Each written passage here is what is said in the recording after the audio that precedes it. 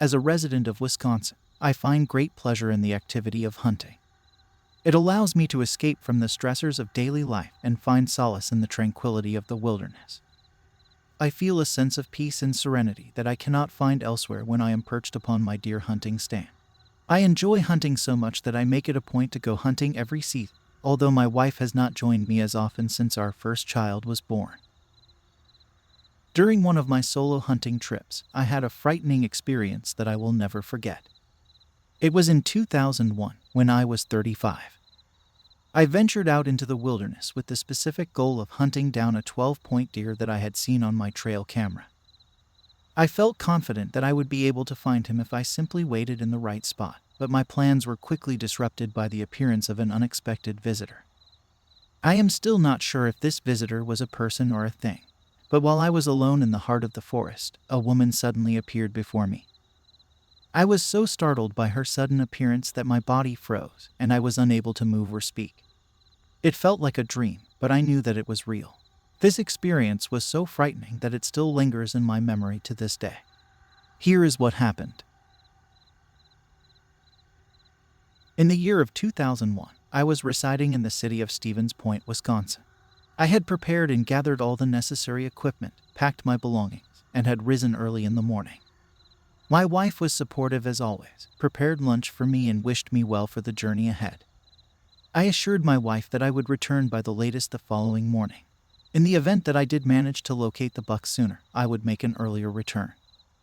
After bidding my wife farewell, she walked me to my car, where I loaded my gear and departed on my hunting adventure, excited and eager for the deer as I have waited for a year. I drove for about 2 hours to reach a remote part of the state, where the wilderness seemed endless. This favorite hunting grounds of mine was located in the massive forest that teemed with all kinds of wild animals, making it an ideal location for hunting because the animals were abundant. When I arrived at my hunting spot, the air was cold and the wind was biting. I was fortunate enough to have come prepared with my trusty 0-degree jacket and other heat-insulating gear. I unloaded with everything I needed and I began to walk the mile-long trail that would take me deeper into the forest, where I had previously captured images of the big buck on my trail camera. The walk was a bit arduous, but the excitement of the hunt kept me moving forward. If you've never hunted before, you won't understand why I was so excited. You may be surprised to learn that it's not just about the act of killing an animal. Hunting is about the thrill of the chase, the excitement of tracking and pursuing game, and the satisfaction of a successful hunt. It's a way to connect with nature and challenge oneself in the great outdoors. You should try it out because it could open your eyes to a new and exciting experience. Anyways, back to the story. I reached my desired location and I quickly set up my deer stand, making sure to be as quiet as possible so as not to scare off any nearby prey.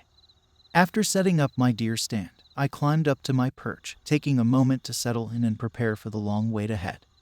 The silence of the forest was occasionally interrupted by the rustling of leaves and the sounds of animals scurrying about, but for the most part, it was eerily quiet. I felt a sense of isolation and detachment from the world, like I was the only living soul for miles around. With every minute that passed, I remained alert, scanning the area for any sign of movement or sound that might indicate the presence of my target. I waited patiently in my deer stand, and my senses remained keenly attuned to any movement or sound in the surrounding wilderness. Suddenly, I heard a faint sound coming from behind the tree I was sitting against. The sound was distant, yet it was growing closer, heading towards my direction.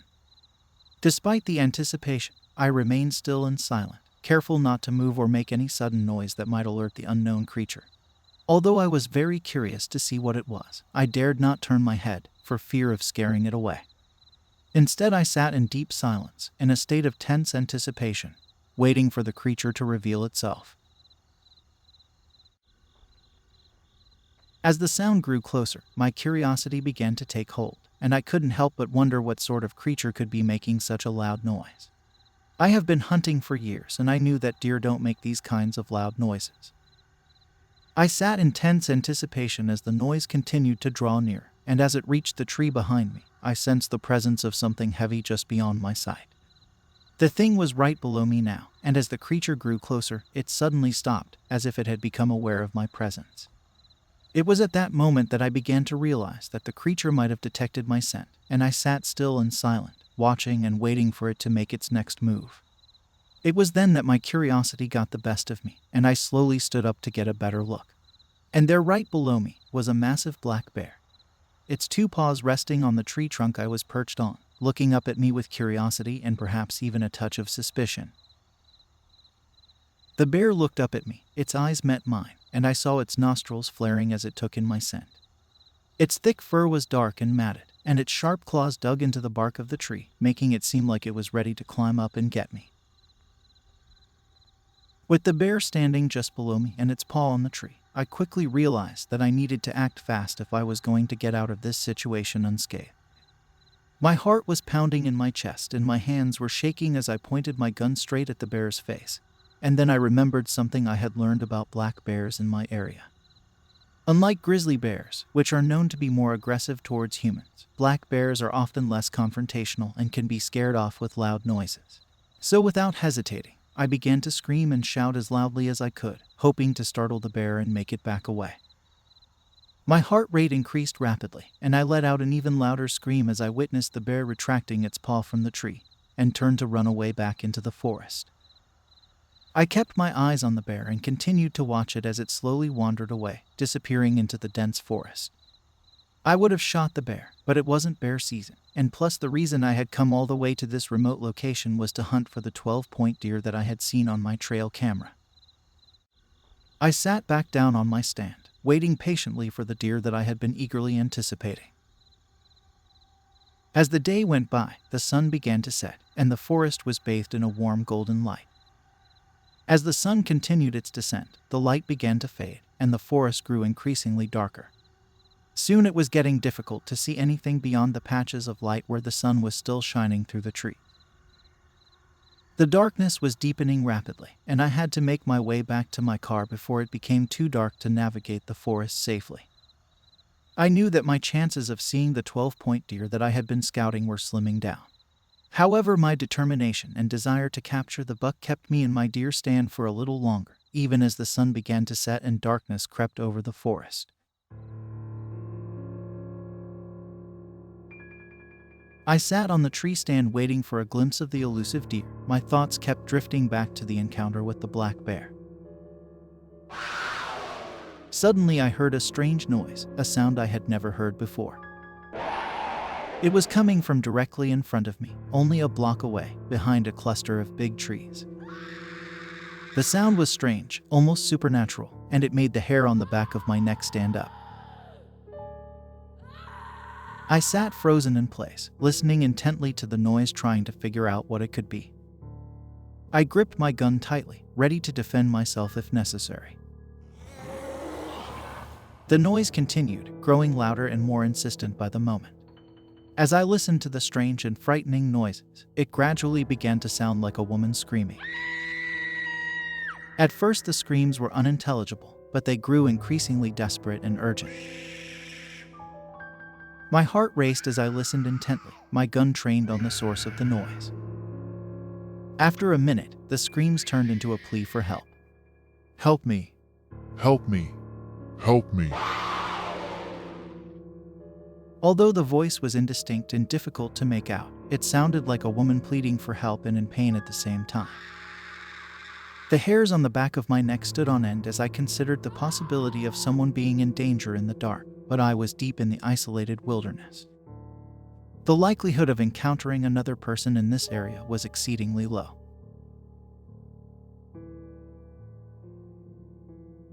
The footsteps grew louder and closer. My heart was racing with fear and adrenaline.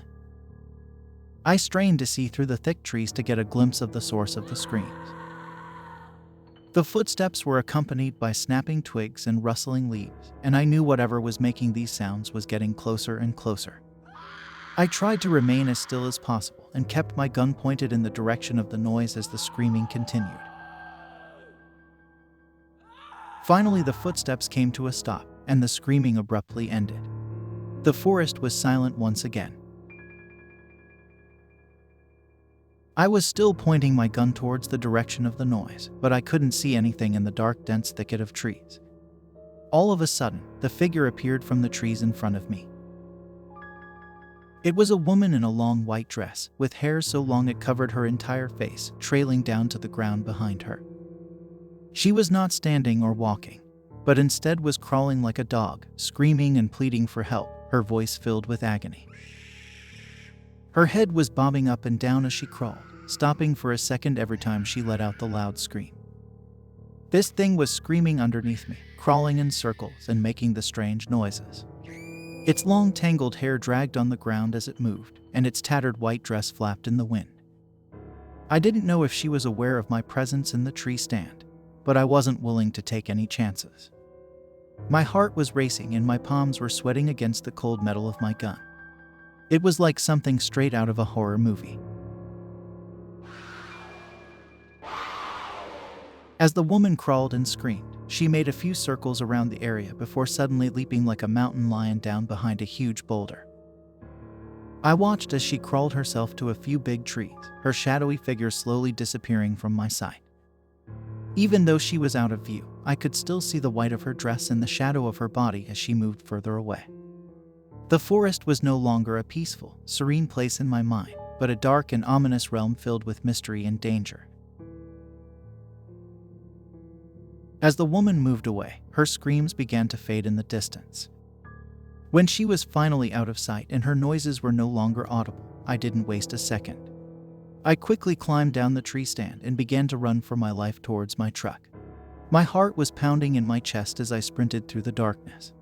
Every sound made me jump and look over my shoulder, half expecting the crawling woman to be following me. The image of her haunting figure stayed burned into my mind.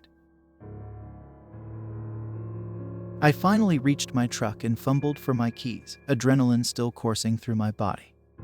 I quickly jumped inside and slammed the door shut, locking it behind me. I took a few deep breaths, trying to calm myself down, and drove away from the scene, my foot pressed down hard on the gas pedal. I was too scared to even look in the rearview mirror for fear of seeing the crawling woman in my car or on the road behind me in this dark, remote part of the forest. My wife was surprised to see me home earlier than usual, and to find out that I didn't have any animal with me. She asked if everything was okay, but I couldn't bring myself to tell her what had happened. I didn't want to scare her or have her think that I was losing my mind. I spent a restless night replaying the events in my mind and trying to make sense of what I had seen. The crawling woman's haunting screams echoed in my head, and the thought that she was still out there, lurking in the darkness, was terrifying. The next day, I finally mustered up the courage to tell my wife what had happened. She was shocked and concerned, but also relieved that I was okay. A few days had passed since the incident, and I had been thinking of the feeling of terror that I had experienced in the forest. I was reluctant to tell anyone about what had happened, but my wife eventually mentioned it to my dad. My dad was worried, but just as my wife, he was glad I was home. He told me that he knew a local shaman in the area and had spoken to him about the matter. The shaman had looked into it and explained that what I saw was a forest spirit that had lived in the area for a long, long time. It was simply out looking for food and had seen me, so it had come to greet me. The shaman assured me that its intentions weren't bad and that I had nothing to worry about. In fact, the shaman suggested that I offer food to the spirit the next time I visit that part of the forest. According to him, it was a way to show respect and establish a friendly relationship with the spirit. After that experience, I started to look at the forest in a different way. It was no longer just a place to hunt or hike, but a place that was home to many creatures, including spirits. I made sure to be more mindful and respectful of the environment and the creatures that lived there, and I continued to bring offerings of food to the forest spirit on my subsequent visits.